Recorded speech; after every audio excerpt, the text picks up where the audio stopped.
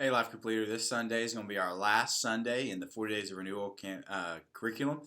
So use this opportunity to celebrate what God has done in your group and cast vision for how you want God to continue working through your group.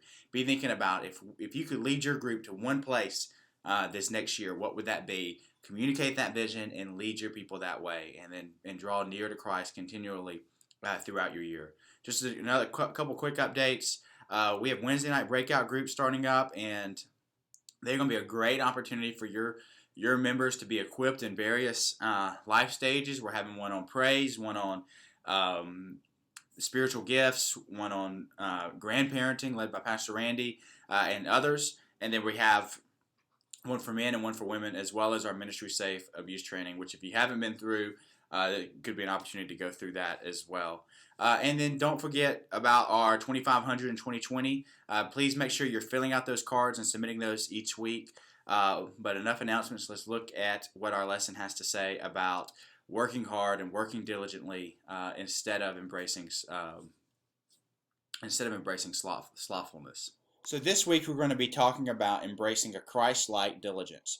Christ in his life was perfectly diligent. John 4:34, Jesus says, "My food is to do the will of him who sent me and to accomplish his work." And Jesus, he did. I mean, John, you look at John 4, he's saying, "I find satisfaction in doing what the Father has called me to do." John 17, his prayer to the Father, he is saying, "I have done all that you have called me to do." All is fulfilled, and the only thing that was left was the cross. And he went through that, and he was diligent in that, and he endured the cross and rose from the grave, being perfectly diligent in all that was given to do, and he fulfilled it all. So we want to look to Christ as our model, and recognizing that his Spirit is now living within us and is helping us master our flesh, master our sin, and then walk in righteousness. So we're going to look at 2 Thessalonians 3, Galatians 6, are good passages to look through, and there's a lot of different uh, points here. Keeping away from the idol, our community it influences us either for the better or for the worse. Looking to Christ, we see that he came to be served, to serve, not to be served, and that we are meant to edify and to build one another up. So as the church, as we look to Christ and we see that he fulfilled his calling on his life to perfection, it's helpful to consider what callings God has placed on us. And I think there's four callings that we all have. We have a calling to as church members at Meadowbrook specifically. We have a calling as just ministers of the gospel wherever we go. We're called to fulfill our role at the home, whether that's as a son or a daughter, or it's a father or a mother or a husband or a wife. We have callings in each of those areas. And then we have a calling at work, whether we're in the career, whether we're retired, or whether we're staying at home with the kids. There is a calling that has been given to us, and those are four areas. So at Meadowbrook, in ministry, at home, and at work, that we have been called to do gospel labor for the kingdom of God and just good work there. So if you're an accountant, be a good accountant. If you're a carpenter, be a great carpenter. If you're a lineman, be a great lineman. We have callings at all of these places. And what we want to do is we want to point people to striving for excellence in whatever we do, doing all for the glory of God, doing all things diligently for His glory, not our gain, but the glory of God. And we want to think through those things. So Christ came to fulfill His calling, and He did. We each have callings, so those are good areas to discuss on where we are meant to be pursuing. And as always, look to eternity.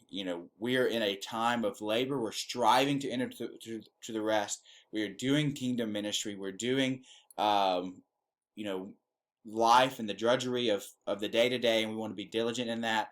But we're looking to eternity because we know that Christ is going to come. He's going to bring his recompense with him to repay each of us for what we have done in faith.